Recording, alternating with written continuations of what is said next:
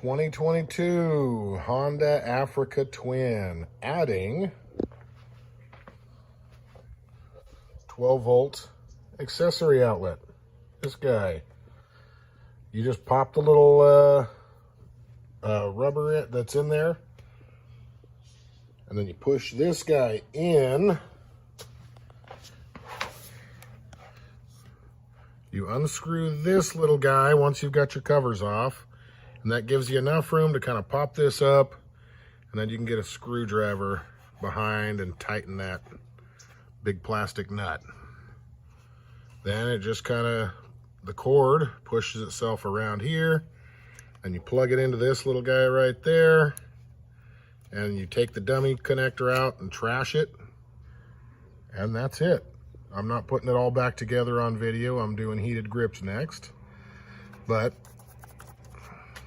there it is. One more addition to turn this thing into a nice, roadworthy, long-distance traveling beast.